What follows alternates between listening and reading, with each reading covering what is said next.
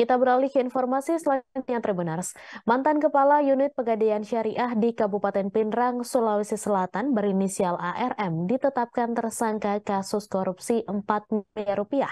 ARM melakukan tindak pidana korupsi dengan melakukan gadai fiktif barang jaminan para nasabah. Diketahui dugaan tindak pidana korupsi yang dilakukan ARM ini saat menjabat Kepala Unit Pegadaian Syariah Jampue tahun 2021. Informasi selengkapnya akan disampaikan langsung oleh wartawan Tribun Timur, Nining Anggriani yang kini sudah terhubung bersama kami. Silakan rekan Nining. Ya, baik. Terima kasih, Mei. Baik, Tribuners, Kejaksaan Negeri Pinrang, Sulawesi Selatan menetapkan mantan Kepala Unit Pegadaian Syariah Pinrang inisial ARM ini sebagai tersangka kasus tindak pidana korupsi. Nah, ARM ini ditetapkan tersangka atas tindak pidana korupsi kegiatan operasional produk Pegadaian tahun 2021 hingga 2022 dengan kerugian negara 4 miliar Tribuners. Saat diperiksa, ARM didampingi oleh kuasa hukumnya. Kemudian saat pemeriksaan, ARM ini mengenakan masker dan jilbab serta baju lengan panjang berwarna putih.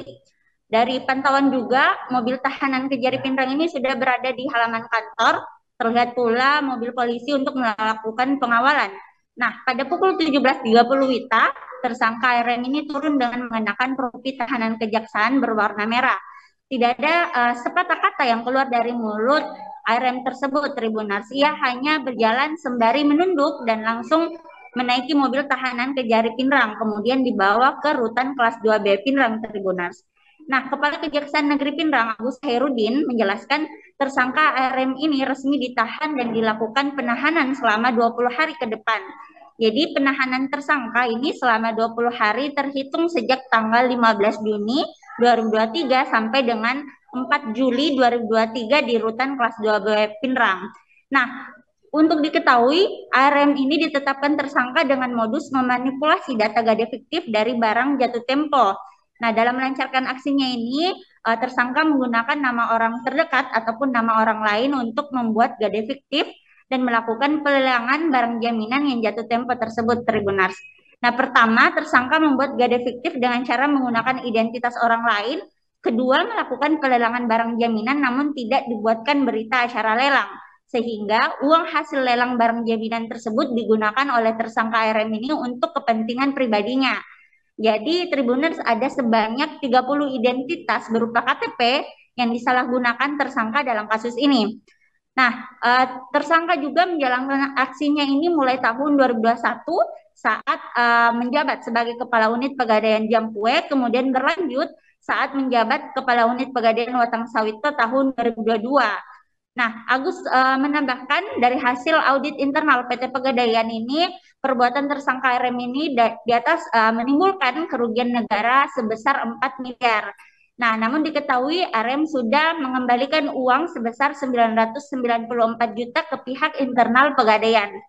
Kemudian dari hasil pemeriksaan ini, Tribuners, ARM mengaku uang hasil korupsi tersebut digunakan untuk membayar utang. Sementara itu, ARM ini menggaet 8 pengacara dalam kasus yang menjeratnya ini. Rencananya, pihak kuasa hukum ARM akan mengajukan penangguhan penahanan dengan alasan ARM ini masih mempunyai anak usia 2 tahun dan anak tersebut masih butuh sosok ibu untuk tumbuh kembangnya sehingga akan dilakukan penangguhan penahanan di Kejari Pinrang oleh pihak tim kuasa hukum dari ARM tersebut.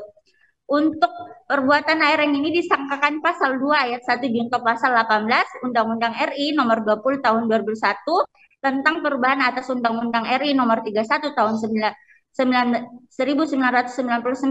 tentang pemberantasan tindak pidana korupsi dengan ancaman hukuman minimal 4 tahun penjara.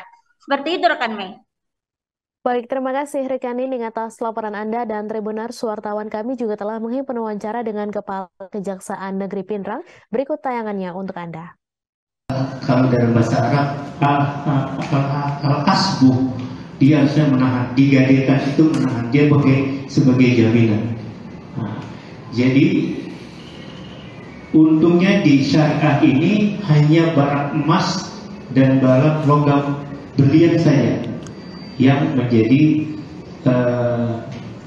bahan untuk jadi pegadaiannya, bukan barang motor, bukan barang dan sebagainya. Dia hanya emas dan berlian. Nah, di sinilah jadi kita memudahkan untuk menghitung. Jadi untuk sementara kita menghitung dengan internal SPI yang tadi bahwa kerugian mencapai dengan 3.171.709.693 rupiah. Terima kasih sudah nonton. Jangan lupa like, subscribe, dan share ya.